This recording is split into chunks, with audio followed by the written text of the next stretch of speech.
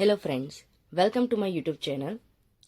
आज हम जानेंगे कि जिनका जीसेट या यूजीसी नेट के अंदर पेपर नंबर 2 जिनका कॉमर्स है, आज से मैं उनका क्लास स्टार्ट कर रही हूँ। ठीक है, तो आज हम स्टार्ट करेंगे हम अपना फर्स्ट यूनिट, जिसका नाम है अकाउंटिंग एंड ऑडिटिंग। ठीक है, ये हमारा जीसेट और यूजीसी नेट के अंदर यूनिट नंबर 2 है। ठीक है, और इसके अंदर आज हम पढ़ेंगे पहला कॉस्ट अकाउंटिंग। तो हम सबको एक माइंड में क्वेश्चन होता होगा कि व्हाट इज कॉस्ट। ठीक है, कॉस्ट हम किसे कहते हैं? तो कॉस्ट यानी कि expenditure incurred in product activity, यानी ऐसा कॉस्ट जो अपने प्रोडक्ट के ऊपर लगता हो, यानी कि उसके खर्च वहां से निकलते हो, उसे हम क्या कहेंगे? कॉस्ट। तो अब एक और क्वेश्चन माइंड में आ रहा होगा कि व्हाट इज कॉस्टिंग। कॉस्टिंग मतलब कि techniques on process of cost, यानी कि कॉस्ट निकालने की टेक्निक।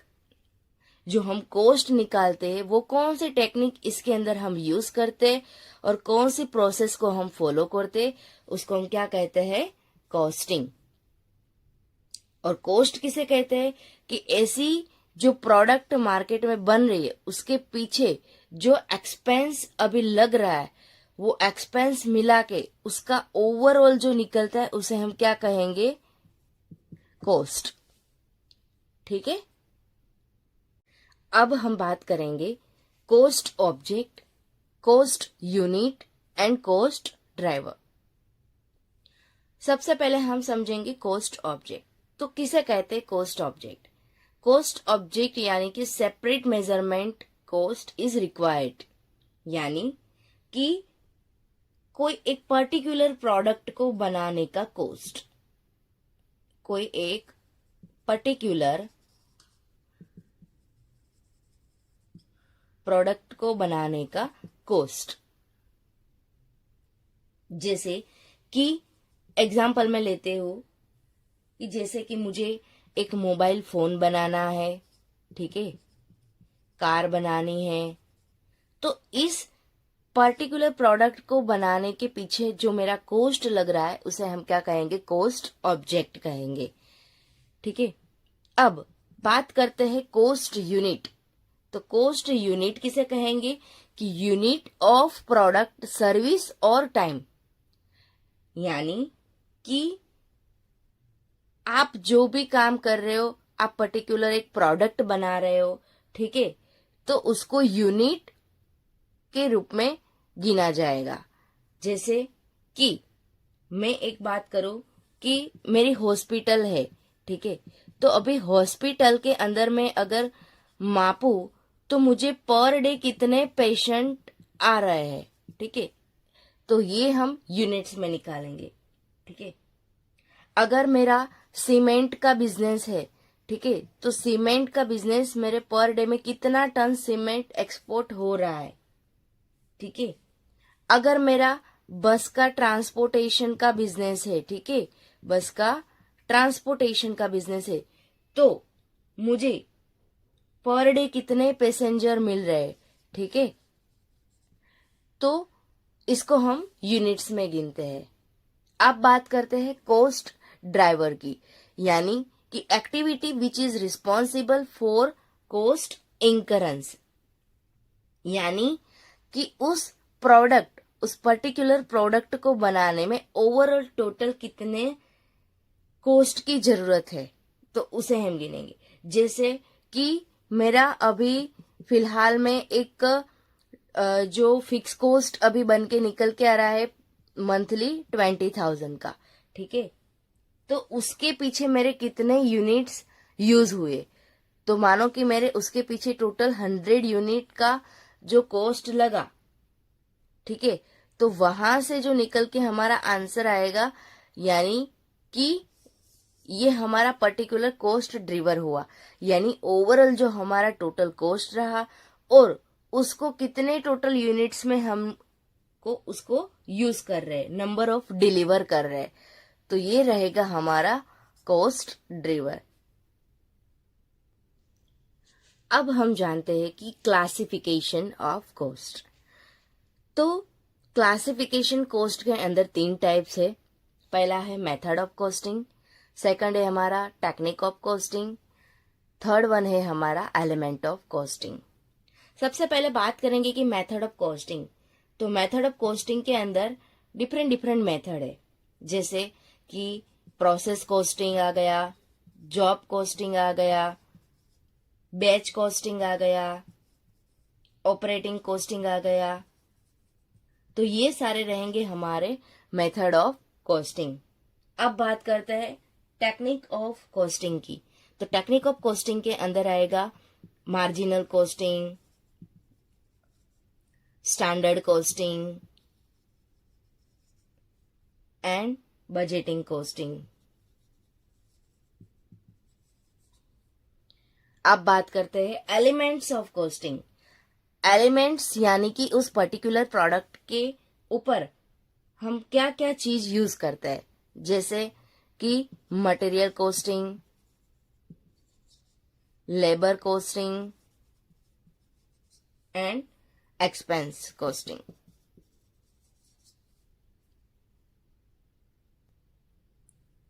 अब बात करते हैं एलिमेंट ऑफ कॉस्टिंग की। एलिमेंट ऑफ कॉस्टिंग के अंदर हमने देखा था कि 3 टाइप के कॉस्टिंग होते हैं। एक होता है अपना मटेरियल कॉस्टिंग, एक होता है अपना लेबर कॉस्टिंग और एक होता है अपना एक्सपेंस कॉस्टिंग। अब ये 3 कॉस्टिंग के अंदर भी हम देखेंगे कि कौन सा डायरेक्ट है और कौन सा इनडायरेक्ट है, ठीक है। तो कौन सा डायरेक्ट मटेरियल है, कौन सा इनडायरेक्ट मटेरियल है। वैसे ही हम देखेंगे कौन सा डायरेक्ट लेबर है, कौन सा इनडायरेक्ट लेबर है। वैसे same as it is expense के अंदर कौन सा डायरेक्ट एक्सपेंस है और कौन सा इनडायरेक्ट एक्सपेंस है। डायरेक्ट मटेरियल, सबसे पहले हम बात करेंगे कि डायरेक्ट मटेरियल किसे कहेंगे।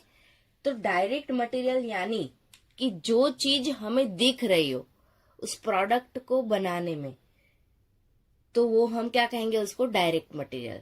जैसे कि मैं एक एग्जांपल लेती हूँ कि जैसे आ गया कैमरा, ठीक है।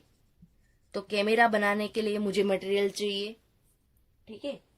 फिर आ गया स्पीकर, तो स्पीकर को बनाने में मुझे मटेरियल चाहिए। जिस चीज को मैं छू सकता हूं ऐसी चीज यानी डायरेक्ट मटेरियल आ गया, ठीक है। अब बात करते हैं इनडायरेक्ट मटेरियल, यानी कि ऐसी चीज जो बनाने में मुझे दिख नहीं रही है, जैसे कि ऑयल, वाटर, ठीक है। यानी ऐसी चीज जिसको हम छू नहीं सकते, देख नहीं सकते, ठीक है, यानी इनडायरेक्ट मटेरियल हुआ। उसके बाद आएगा अपना लेबर यानी मजूरी। लेबर मतलब उसके पीछे लगने का कॉस्ट, उसका काम का, ठीक है। जैसे कि अभी डायरेक्ट लेबर यानी कि मानो कि आप अभी कार बना रहे हो, ठीक है। तो उस कार को बनाने के लिए उसके सारे पार्ट्स को चेक करने के लिए आपको कोई इंसान रखना होगा, तो उसको आप क्या करते हो, वेजेस पे करते हो, यानी वो हुआ अपना डायरेक्ट लेबर। उसके बाद आएगा इनडायरेक्ट लेबर।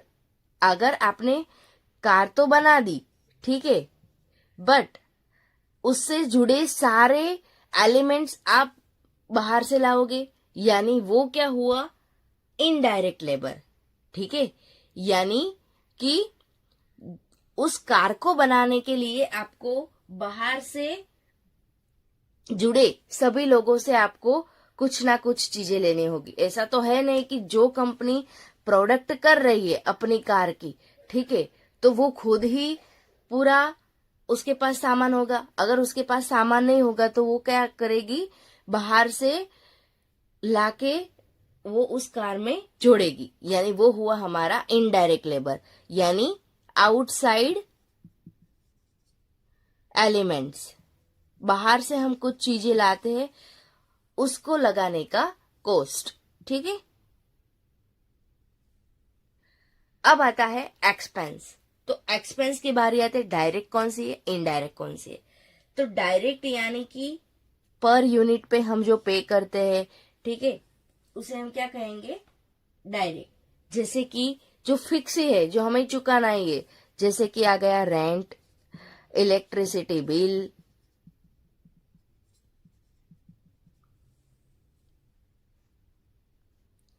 अगर हमारा टेलीफोन बिल है तो एवरी मंथ हम वो पे करते। तो ऐसे एक्सपेंस जो हम डायरेक्टली पे करते हैं। अब बारी आती है कि इनडायरेक्ट। तो इनडायरेक्ट एक्सपेंस यानी कि रेंट ऑफ बिल्डिंग। आप जो भी बिल्डिंग में अभी काम कर रहे हो, ठीक है, तो rent of building,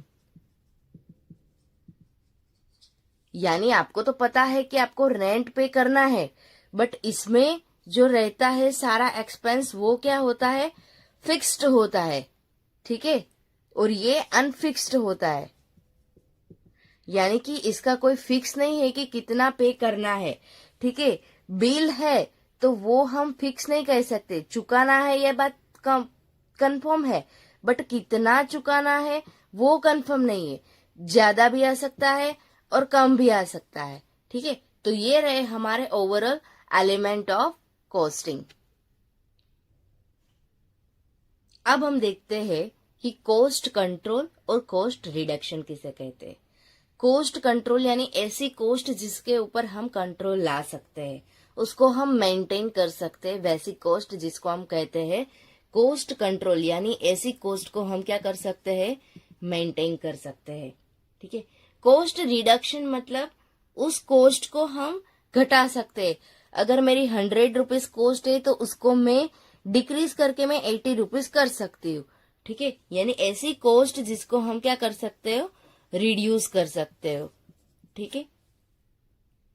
cost control जो होता है वो होता है हमारा शॉर्ट टर्म के लिए, यानी उसको हम कंट्रोल सिर्फ कर सकते हैं।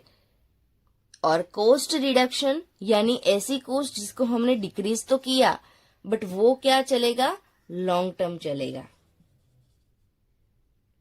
जो कॉस्ट कंट्रोल है वो पास्ट और प्रेजेंट को ध्यान में रखते हैं। क्यों? क्योंकि जो कॉस्ट हम कंट्रोल करते हैं, यानी कि पिछले साल हमने उस पर्टिकुलर प्रोडक्ट को बनाने में जो भी चीज की थी, उसको हम आज क्या करेंगे, चेंजेस करके प्रेजेंट में उसको अप्लाई कर देंगे। इसलिए हम कॉस्ट कंट्रोल को पास्ट और प्रेजेंट बोलते हैं। कॉस्ट रिडक्शन को हम क्या बोलते हैं कि वो हमारा प्रेजेंट भी है और फ्यूचर भी है। क्यों? हम एक एग्जाम्पल से समझते हैं। प्रेजेंट में हम वो पर्टिकुलर जो प्रोडक्ट है वो हम हमारी 100 रुपीज में बेचते थे, तो हमारी टोटल 10 यूनिट्स ही हमारी सेल होती थी। यानी कि हमें ओवरऑल 1000 रुपीज का ही क्या होता था, सेल होता था, ठीक है। जैसे ही मैंने ये कॉस्ट क्या कर दी, डिक्रीज कर दी, तो जैसे ही मैंने कॉस्ट डिक्रीज कर दी, यानी कि मैंने जो एक पर्टिकुलर प्रोडक्ट को बनाने में मुझे 10 रुपए लग रहे थे, अब मैंने उसकी कॉस्ट घटा के कितनी कर दी, 9 रुपीज कर दी। सिंपल, मैंने 9 रुपीज कर दी उस पर्टिकुलर प्रोडक्ट की प्राइस। तो अब मेरा सेल क्या हो जाएगा, दुगना हो जाएगा। कि मानो अभी मैंने 15 यूनिट्स बेचे, ठीक है, तो अभी जो मुझे मिलके आएगा वो ज्यादा होगा, ठीक है। तो ये जो हम कॉस्ट रिड्यूस किया, मैंने जो कॉस्ट रिड्यूस किया कहाँ से, 10 रुपीज जो मेरी पहले की प्राइस थी कॉस्ट की, उसमें से घटा के मैंने कितना कर दिया, 9 रुपीज। ठीक है, तो जैसे ही तब मैं 10 यूनिट बेचती थी, अब मैंने कॉस्ट घटाई तो मैं कितने यूनिट सेल कर रही हूँ मार्केट में, 15 यूनिट्स। यानी कि जो मेरा सेल है ये पहले 1000 रुपीज था, अब कितना हो गया, 1500 का सेल हो गया। यानी मुझे कितने का प्रॉफिट हुआ, 500 रुपीज का प्रॉफिट हुआ। ठीक है, यानी मैंने प्रेजेंट में अभी उस कॉस्ट को रिड्यूस करके मैंने फ्यूचर का सोचा। ठीक है, इसको हम कॉस्ट कंट्रोल को हम प्रिवेंटिव फंक्शन भी बोलते हैं, प्रिवेंटिव फंक्शन। और कॉस्ट रिडक्शन को हम क्या बोलते हैं, करेक्टिव फंक्शन। ठीक है, इसको हम क्या बोलते हैं, करेक्टिव फंक्शन। ठीक है, तो फ्रेंड्स ये रहा हमारा कॉस्ट कंट्रोल और कॉस्ट रिडक्शन का बेसिक सा डिफरेंस, जो मैंने इन शॉर्ट आपको समझा दिया है। बस आप इतना, जो मेरा हर रोज लेक्चर रहता है 1 by 1, आप डेली देखोगे तो आपका ओवरऑल कॉमर्स का सब्जेक्ट आपका क्लियर हो जाएगा।